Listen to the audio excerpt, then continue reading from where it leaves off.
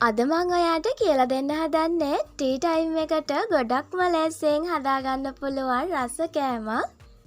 පාන් පිටි සීනි බැදගන්න තෙලුයි තිබ්බනම් ඔයාට මෙන්න මේ රෙසිපිය හදාගන්න පුළුවන්. හදාගන්නත් ගොඩක්ම ලේසි. එහෙනම් අපි බලමු කොහොමද හදාගන්නේ කියලා. පාන් පිටි ග්‍රෑම් 150ක් අරගත්තා. ඒකට මං එකතු කරගන්නවා බටර් තේ හැඳි 2ක්. මේ වෙනුවට ඔයාට පොල් තෙල් ගන්න පුළුවන්. ලුණු තේ හැඳි 4න් එකක්. ඉස්සෙල්ලම මේ ටික කලවම් කරගන්න.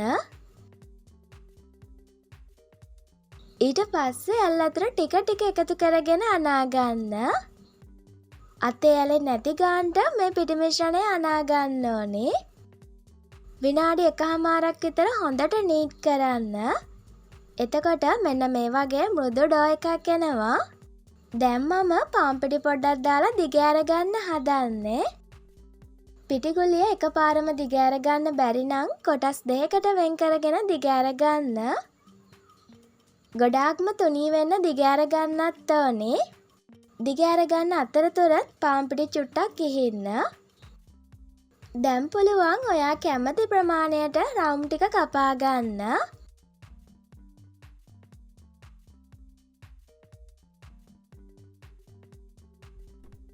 තුනී කරගන්නකොට මේ ගානට තුනී කරගන්න.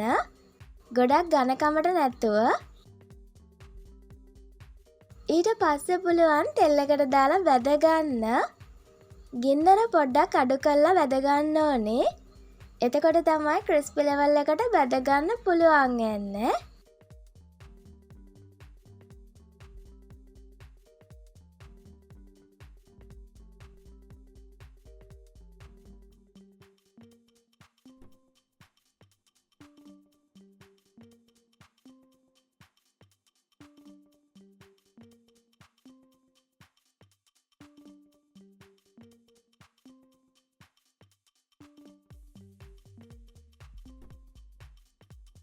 සේරම ටික ඒ විදිහට බැදගත්තට පස්සේ මම සීනි පැණි ටිකක් දාගන්න හදන්නේ. එතකොට ගොඩක්ම රසයි. සීනි ග්‍රෑම් 50ක් අරගත්තා. සීනි ටික පෙඟෙන ගානට වගේ ඇල් අතර එකතු කරගෙන සීනි ටික දිය කරගන්න.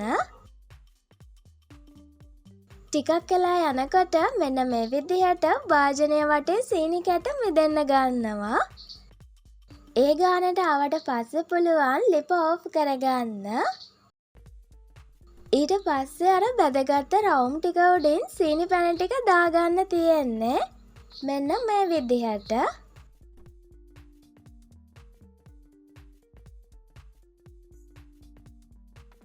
ගොඩක් ලේසියෙන් හදාගන්න පුළුවන් රස කෑම. අනිවාර්යයෙන්ම හදලා බලන්න. හවස ටී ටයිම් එකට කහට කෝප්පයක් එහෙම බොන්න පුළුවන් මේ විදිහට හදාගත්තම. try කරලා බලන්න. ගිහින් එන්නම් ආයෙත් ඉක්මනින්ම හම්බ වෙමු ලේසි රෙසිපි එකකින්. ඔයාලට සුබ දවසක්.